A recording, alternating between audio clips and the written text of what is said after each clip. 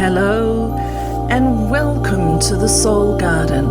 My name is Georgina Langdale and I'm just delighted to have you here with me today.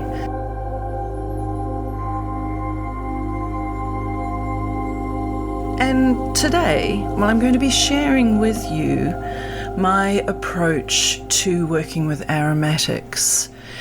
And in this discussion, we're going to look at the beauty of working with raw ingredients. And we're going to look at astrology, and we're going to look at amulets, and we're going to look at Renaissance mysticism. And I hope that you enjoy it.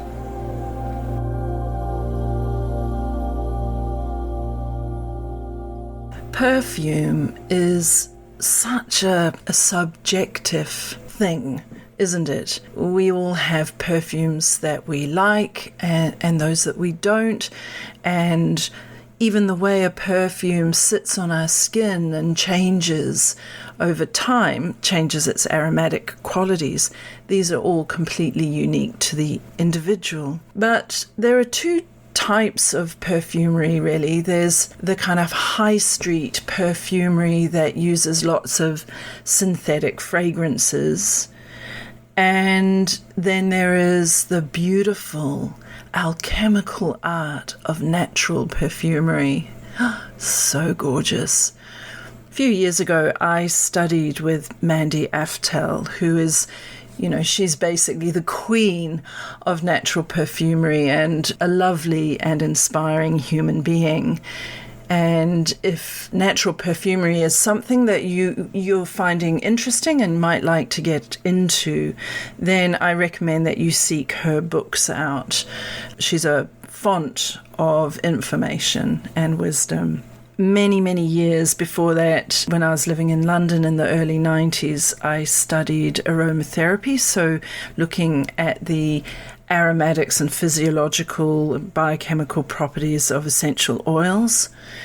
And these things have always stayed with me, and I work with plants all the time. So I have an apothecary that I call Archeus, which I founded over 10 years ago now, gosh. And I'm making beautiful, natural, botanical skincare and remedies and wellness and well-being products there. And so working with plants in this myriad of ways has really reframed how I see them. And working with them as a perfumer and as a healer and as a herbalist, I look at them in a number of ways. Firstly, I see the plant in its physical sense, and then I look at it with the medieval eyes of observing the doctrine of signatures. And what this means is how a plant grows, its shape, its form, its color, its relationship to plants around it, times of year. All of these things can help us build up a picture of how we might use that plant in medicine and in healing and in symbolism.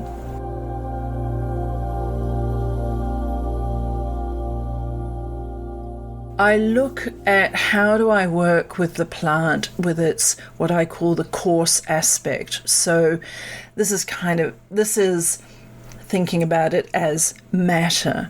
So I might dry the plant or parts of the plant to then make infusions, a tea, or I might use it to infuse into oils. I'm, in fact, making these beautiful, in Ayurvedic sense, you call them medicated oils, by infusing herbs that you use in medicine into those oils, create something very, very special. I will also use that physical matter to infuse in alcohol to make tinctures. And then I will use the plant material, freshly harvested plant material, to make plant essences. These are flower remedies. So these are subtle, energetic imprints of the plant in the menstruum, which is water, and some alcohol for preserving it. And this sets up an energetic quantum relationship with the plant. And I've found this to be very, very powerful and wonderful for use in ceremony, in end-of-life care, in celebrations, and in so many ways. But I'll save all that for other episodes. For over millennia, aromatics have been seen as medicine for the soul and the spirit. Marsilio Ficino in the 1400s in Florence wrote extensively about this. He said there are certain ways of taking those plant aromatics to work with health. So he would say, for example, if you're feeling that your spirit, it's sort of loose and you're losing it, you can't quite grasp reality, he would suggest that you nourish your soul and your spirit with very aromatic foods.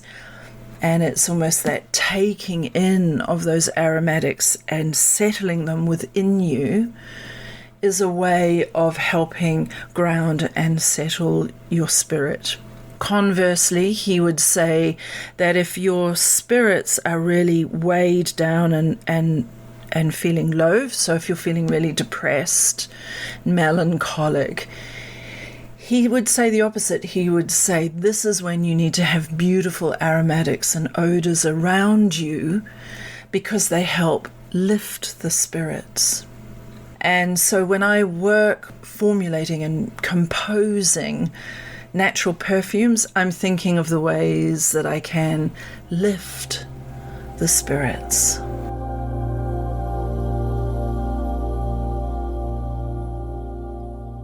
In the way that I work with plants, I start off with my knowledge as a herbalist and an aromatherapist.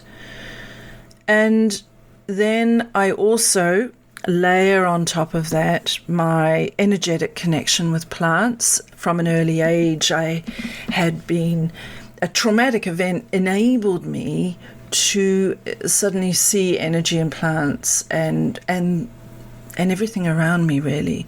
So it gave me a shortcut to building that energetic relationship with nature. So when I'm working with plants, I really feel them. I feel their signature. I feel their character. Then another layer. I love this. Life is so beautiful, isn't it? Just layers and layers of meaning. I work with astrology. Hippocrates, the father of Western medicine, said 2,000 years ago, he said that to be a physician, first you must know the stars. This all goes back to this very ancient idea that our health and our well-being is in direct relationship with our relationship with nature, spirit, and cosmos. It was really widely understood that stars, us, everything in this cosmos, everything in this universe is made of the same stuff. Ficino said, we are made of stardust. So astrology was used to kind of peer into the stardust that you are made of and see how then by mapping your birth against the position of planets and stars and the moon at the time of your birth, you can start to see the character, the signature of the person, of their constitution, and work with this for their well-being.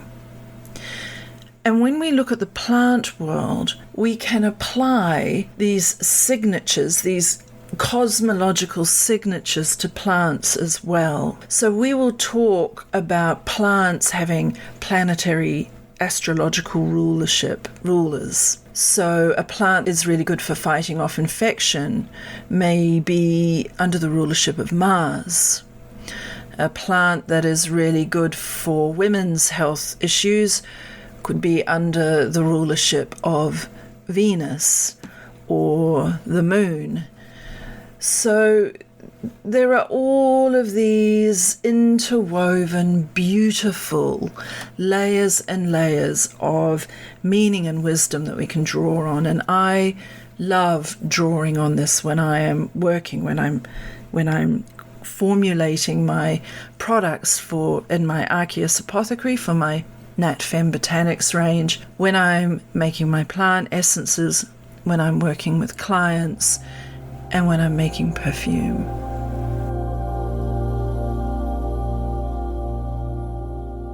My approach to making a perfume is never just about the aromatics. It's not simply, now, anyone who makes perfume knows that there's no such word as simple in making perfume. But what I mean is, it's not simply about getting a beautiful accord of base notes and mid notes and top notes and finding gorgeous locks and really playing with aromatics in a multi-dimensional form. That is not simple. Oh my God, it's not simple. But it is a beautiful rabbit hole to go down.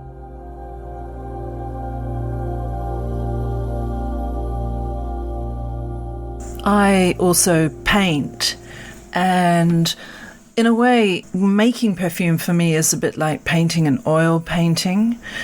It takes time. There's one of the perfumes I'm going to talk about in a minute that I made to render Marsilio Ficino in aromatics. I think that whole process took me the best part of a year, just keeping working at it, trying these different things, getting the light and the shade and the depth and the shimmer of that perfume. Literally was like putting my brush into the oils onto the canvas and then standing back and looking and then leaving it. You have to leave it for a while and then come back again, piece by piece. Perfumery is another form of art and artistic expression. When Ficino worked with aromatics as medicine for the soul and the spirit, he would look at the person, look at their astrological chart, and then he would start to look at what are the energies, what are the rays from the cosmos that person needs to draw in to themselves and around them to help with their well-being, their wellness. This is the term we use today, isn't it? And then he would prescribe the aromatics for them. So I like working in that way. And on my website, georginalangdale.com, I have 3 perfumes available, and each of them are an aromatic rendering, an aromatic portrait of somebody very special to me who inspires me. And those 3 people are Marsilio Ficino, the Renaissance physician and philosopher and soul doctor; Paracelsus, who is a physician and an alchemist of the 16th century, an incredible man; and then the 12th century mystic, abbess, artist, composer, all-round amazing woman, Hildegard of Bingen. Decided that I was going to create an aromatic portrait of each of these 3 individuals. Now, another part of the inspiration I had for that was from Gertrude Stein, the American author and woman with an amazing salon. And she did what she called word portraits of people. She rendered them in words like an artist would render them with pigment and brush. I read a book about her and Alice B. Toklas probably in the early 80s, and it has just stayed with me, this idea of these word portraits. So I thought, well, why not do the same thing, but with perfume?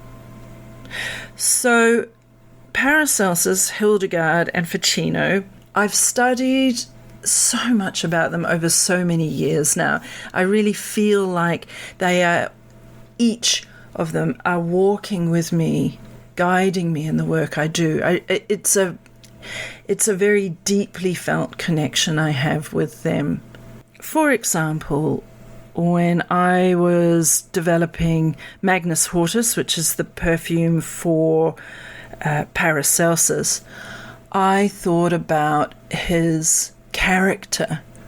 He was a firebrand. He took no prisoners. He was outspoken. He got himself in trouble. I think he must have had a huge ego, but also so sensitive to nature, sensitive to healing, sensitive to cosmos, and he was an alchemist.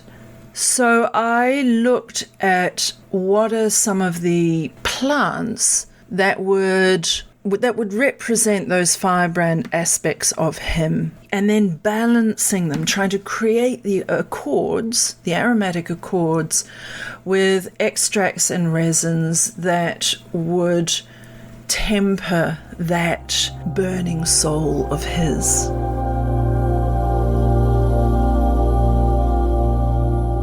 So his perfume is quite spicy and hot, and whenever I spray some on me, I get a kind of rush of adrenaline.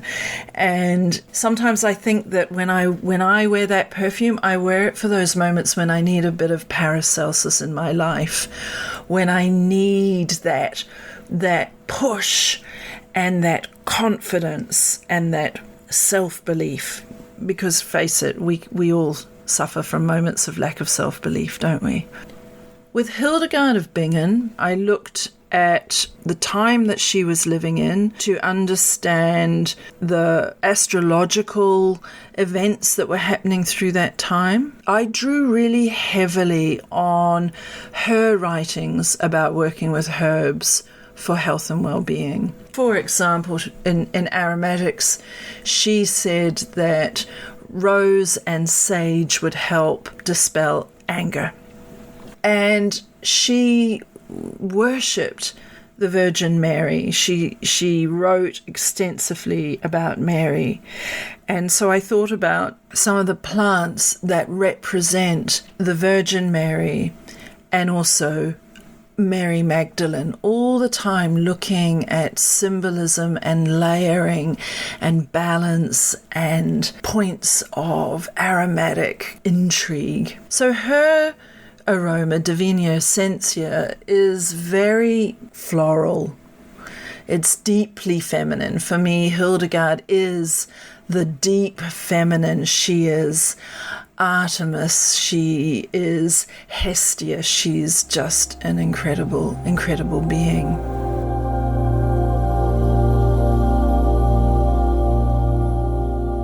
And then with Marsilio Ficino, again, I drew heavily on his writings about working with aromatics as spirit medicine, but I also thought about his deep sense of melancholy. He struggled. He had Saturn in his first house in Aquarius, and it weighed heavily on him. Saturn is the planet that is seen as it is related to things like depression and heaviness and darkness and death and all of these things.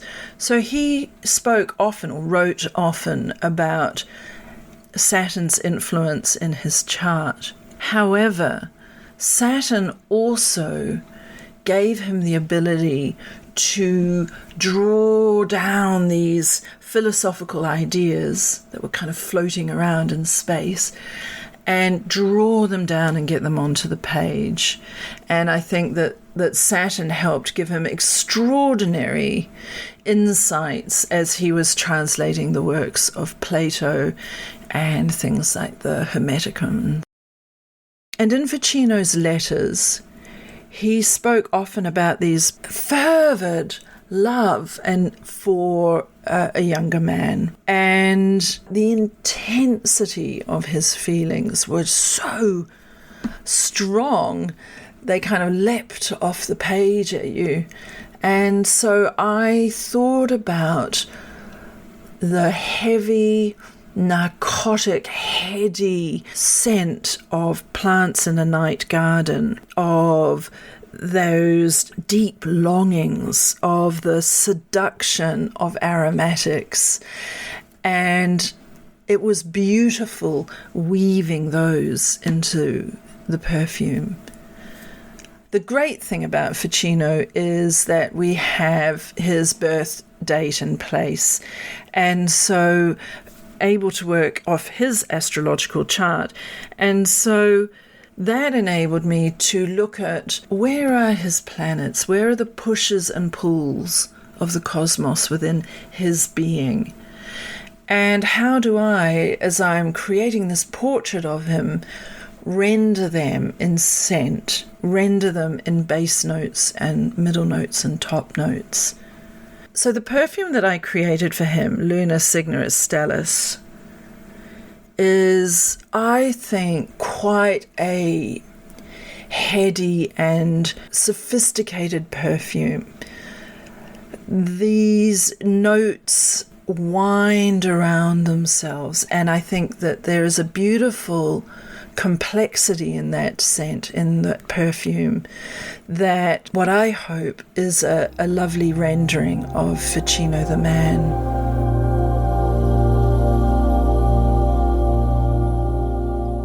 All the perfumes I make with natural ingredients, and man, that makes them expensive. They're so exquisite. I stand in nature, and so working with these plants and trees, root, leaf, flower, in these ways is so alchemical. It is alchemical. This is an alchemy. You add a drop of this and a drop of that, and you get something totally magical. Or you add a drop of this and that, and you get something that totally bombs. So when I'm making these perfumes, this multi-dimensional relationship with nature and with cosmos is front and center of my approach. And I love the idea of making bespoke perfumes for people in this way. So imagine if you were wanting your own perfume and you came to me, I would ask you for your birth date details so I could draw up your astrological chart just in the same way that Ficino would have done in the Renaissance. And we would have a session together on Zoom, and we would look at that chart. We look at your chart and talk about the things that really resonate for you, and then I would start to prepare your natural rendering of nature and cosmos to create a perfume that represented you or that draws in your allies. Now, Ficino wrote a lot about this idea of amulets, and this is not just his idea. This goes back through millennia again, and you see it absolutely in Vedic traditions, using gemstones, plants, and astrology, Jyotish, to work out what a person needs for their well-being is thousands and thousands of years old. So I'm just stepping into that lineage and I'd be looking at you through that lens. I'm interested in creating a perfume for you that draws down the elements, the energies, the rays you need from the cosmos and from your plant allies in nature. This is not the stuff of the high street. This is an atelier apothecary in a scented garden. It is private and beautiful.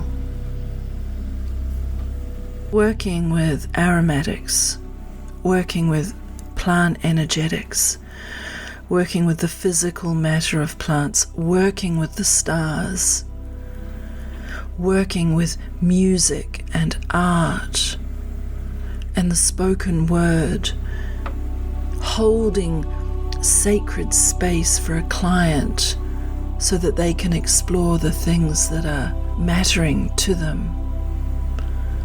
This is all part of my calling.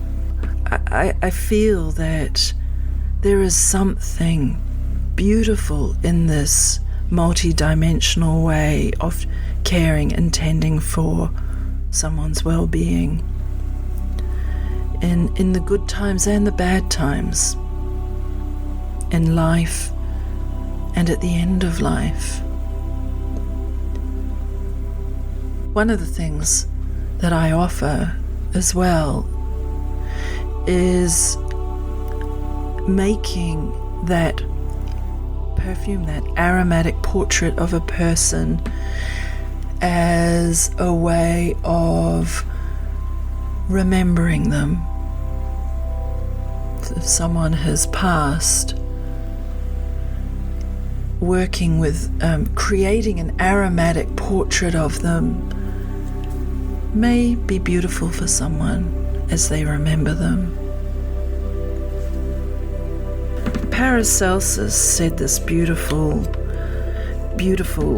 thing about plants, and he says, the soul does not perceive the external or internal physical construction of herbs and roots, but it intuitively perceives their powers and virtues and recognizes at once their signature.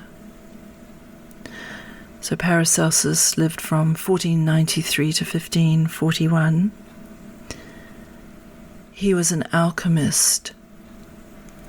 My hope in working in this way is that I'm creating ways for others to intuitively perceive the virtues and signatures of the plants that help them, of their own life force, the powers and signature of their soul. It's kind of an aromatic, augmented reality. So when you're out in a garden or in nature somewhere, what are the aromatics that you are drawn to? Is it that beautiful, warm, sun-drenched smell of hay? Or the heady aroma of a rose? Or that beautiful woodiness of cedar or fir? Pay attention to the aromatics that lift you up or repel you or weigh you down. Maybe journal them. Think about your aromatic relationship with nature. And if you're interested in exploring what that might be for you, what you might be like rendered aromatically, or your allies and guiding stars rendered for you aromatically, get in touch. I'd love to help.